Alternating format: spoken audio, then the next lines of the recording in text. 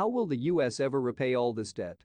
Inflating it away, as the US did after World War II, probably won't work this time. So the United States today not only looks ill, but dead broke. To offset the pandemic-induced Great Cessation, the Federal Reserve and Congress have marshaled staggering sums of stimulus spending out of fear that the economy would otherwise plunge to 1930s soup kitchen levels. The 2020 federal budget deficit will be around 18% of gross domestic product, and the US debt-to-GDP ratio will soon hurdle over the 100% mark. Such figures have not been seen since Harry Truman sent B-29s to Japan to end World War II. Assuming that America eventually defeats COVID-19 and does not devolve into a Terminator-like dystopia, how will it avoid the approaching fiscal cliff and national bankruptcy? To answer such questions, we should reflect on the lessons of World War II, which did not bankrupt the US, even though debt soared to 119% of GDP. By the time of the Vietnam War in the 1960s, that ratio had fallen to just above 40%. But what happened during the war? World War II was financed with a combination of roughly 40% taxes and 60% debt. Buyers of that debt received measly returns, with the Fed keeping the yield on one-year treasuries at around 0.375% compared with the prevailing 2%-4% peacetime rates. 10-year notes TMU/BM/USD 10Y meanwhile yielded just 2%, which actually sounds high nowadays.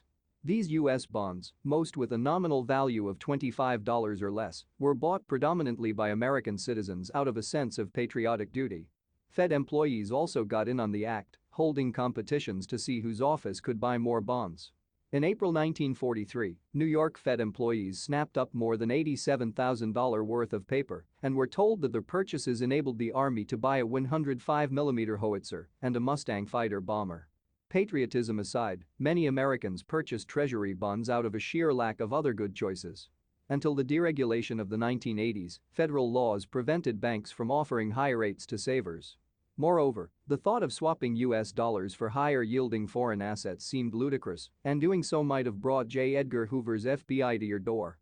But while equity markets were open to investors, brokers' commissions were hefty, and only about 2% of American families owned stocks. Investing in the stock market seemed best suited for Park Avenue swells or for amnesiacs who forgot the 1929 crash. By contrast, a majority of American households own equities today.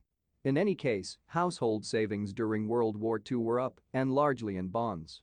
But Treasury paper bore a paltry yield, a distant maturity, and the stern-looking image of a former president. How, then, was the monumental war debt resolved? 3 factors stand out. First, the US economy grew fast. From the late 1940s to the late 1950s, annual growth averaged around 3.75%, funneling massive revenues to the Treasury. Moreover, US manufacturers faced few international competitors.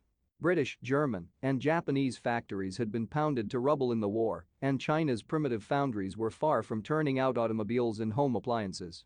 Second, inflation took off after the war as the government rolled back price controls. From March 1946 to March 1947, prices jumped 20% as they returned to reflecting the true costs of doing business. But, because government bonds paid so much less than the 76% rise in prices between 1941 and 1951, government debt obligations fell sharply in real terms.